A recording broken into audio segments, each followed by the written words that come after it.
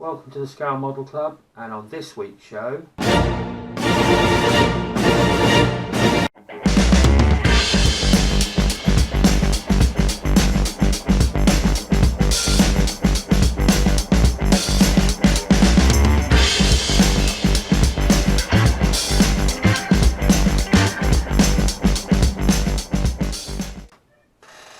really great. Hello, welcome to the Scale Model Club, and on this week's show, an Airfix QuickBuild.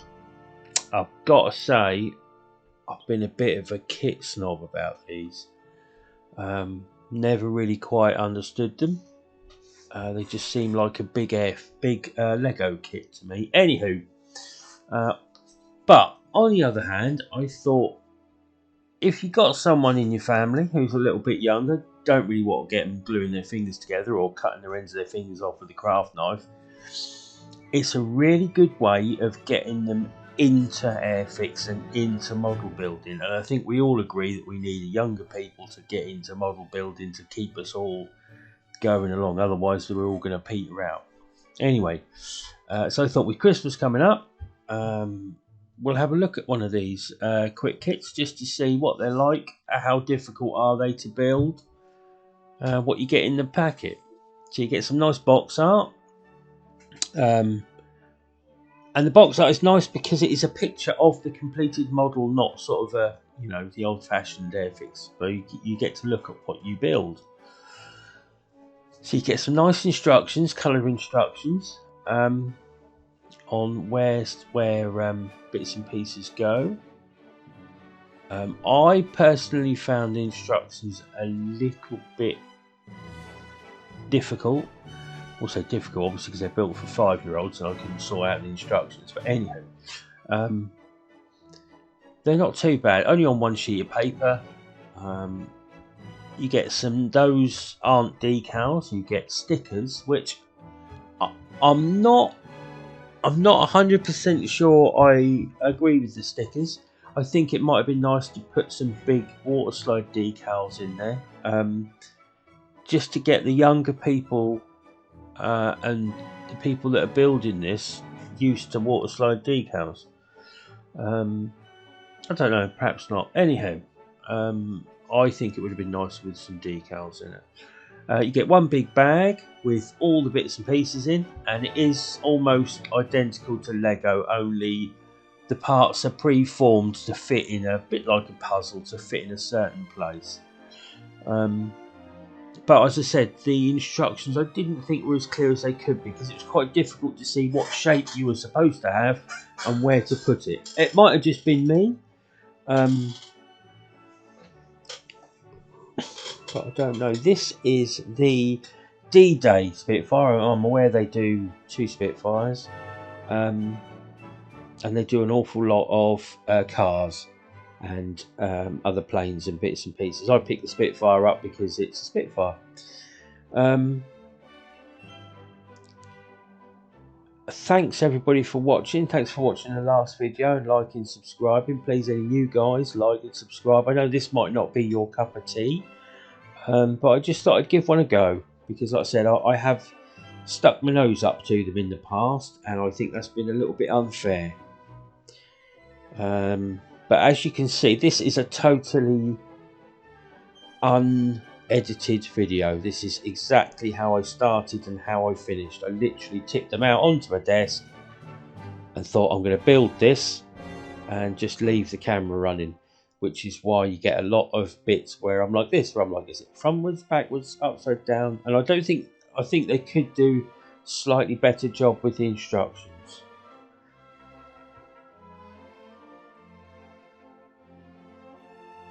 But it easily snaps together.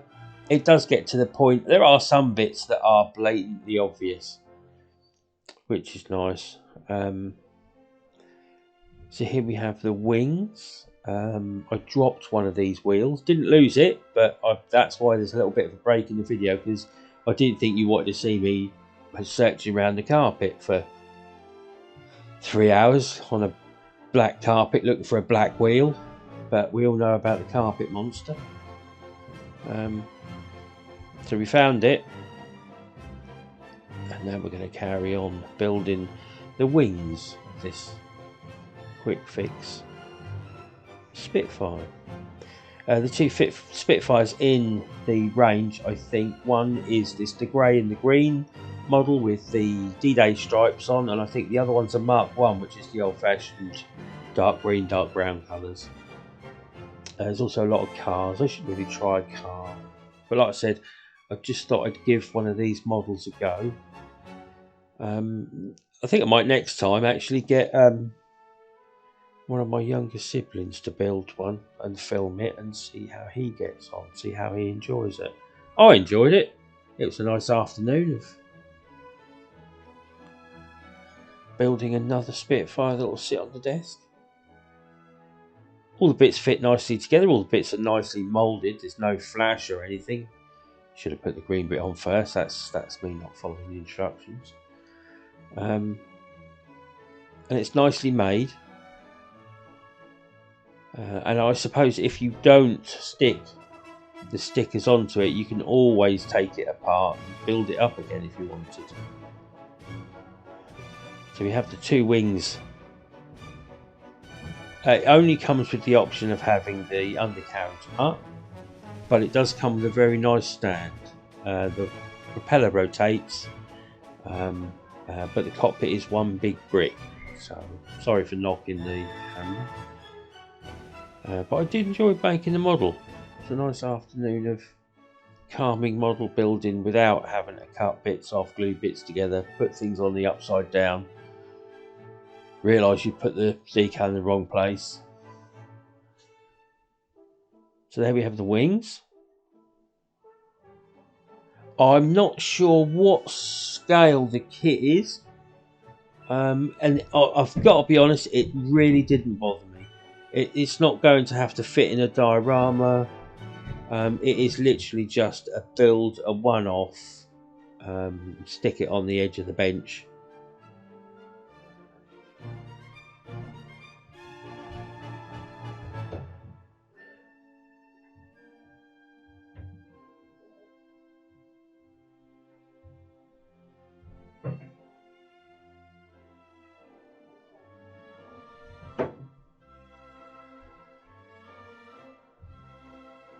I dropped a lot of things during this, and annoyingly I shouldn't have done because they're all really big bits, but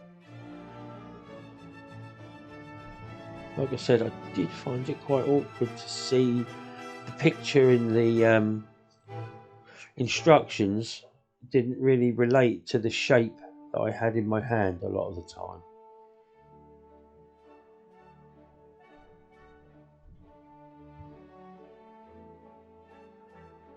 I don't know if any of it fits onto existing Lego, not got a clue, although I would say probably not, because it is preformed parts that are there to make the Spitfire. You can't take this apart and make a car or make something else. It is literally just the parts to make the Spitfire. It's just a nice way. It is, I must admit, now I've built one. Excuse me, it is a nice way to get younger people or people that are semi-interested in building models to build this without any fuss and think to themselves, oh, I've built quite a nice model there. I wonder what it's like if I actually glue the parts together and try an actual Airfix model. So it might be and also it's for all ages. I mean, I'm 40 odd years old and I quite enjoy building it, and it could be nice if you are 5 years old and you enjoy building it. I do notice the range has cars and jets and World War II aircraft, so you can find any kind of a genre that your modelling friend might enjoy.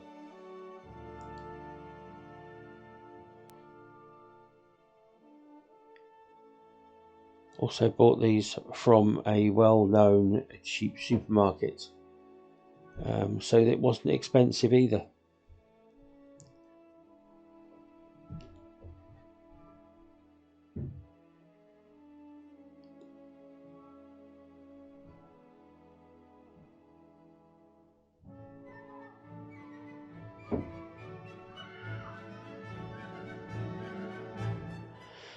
So tail built up separately. Stick the tail on. Body's on the wings. Looking a lot more like a Spitfire now.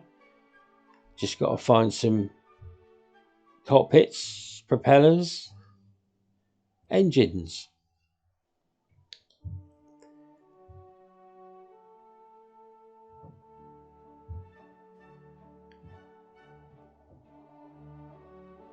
There we go. That's the right way round. That took a while, that one. Now I've got that one in. I can guarantee I probably should have put the one in behind it beforehand, but I don't know. Let's see how we go. So here are the exhausts. Sit right in the front, he says, as he throws them on the floor. Honestly, I could cut this video into lots of little bits to save all of those for the Christmas bloopers reel, but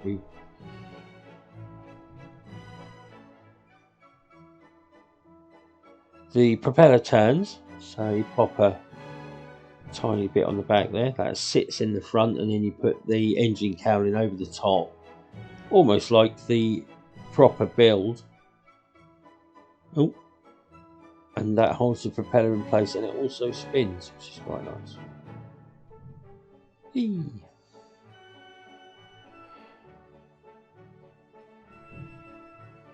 So what we're left with: fuel tank, covering. There we go.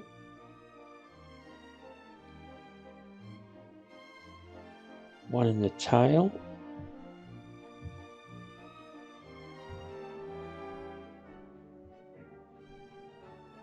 There we go. Yeah, I think that's the one that should have gone in before I put the cockpit in. But this is the nice thing about it. You can just take that piece off and put the right bit on. And you haven't damaged anything. You haven't ruined anything.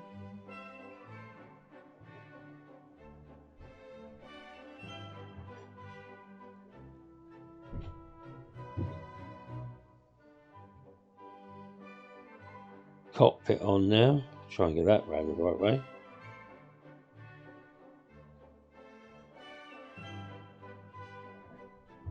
Coming together now. There we go. A few extra bits. Cockpit on. We have a Spitfire.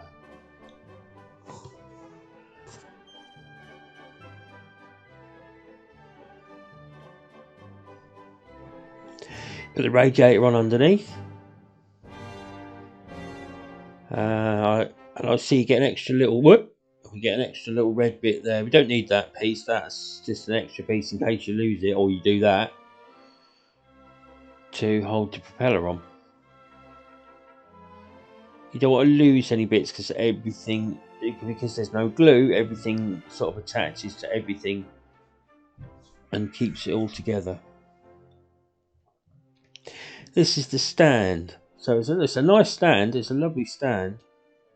And it's nice to have something to put it on since we haven't got any undercarriage. But there we have it.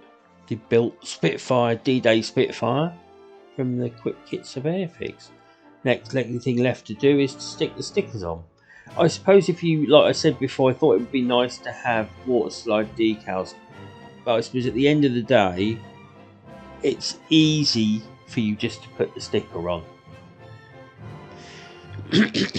And I don't know if they come off again because I haven't taken mine off. So I think once you put the stickers on, he says as it goes in the wrong place, you can't take it apart again because obviously the stickers hold it all together. But I just thought it would be nice if you're on a starter kit, or maybe two types of starter kit, whether you could have one with stickers and one with decal, or put them both in and have them as an option. But it would be quite nice to get the younger modelers into using water slide decals, maybe as well as stickers.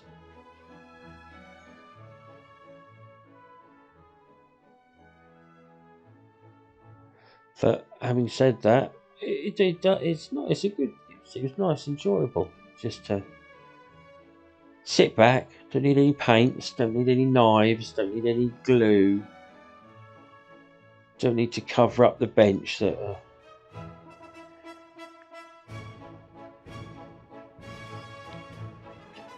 You probably, if you're really young, need some supervision, but not really. Nothing's dangerous, nothing's sharp. May need just some help looking at using the instructions. I do love a D-Day stripe, I've got to be honest.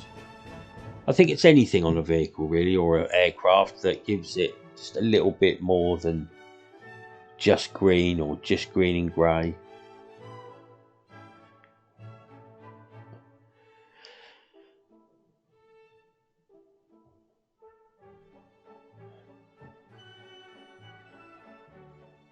The stickers adhere really nicely. No air bubbles or anything. They just, once you give them a couple of rubs, they hunker down to exactly where they were supposed to be.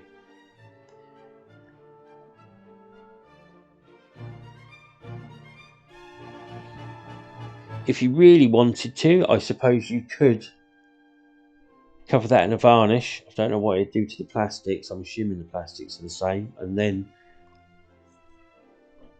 if you wanted to keep it all together and seal the decals in, but I don't think it's not really necessary.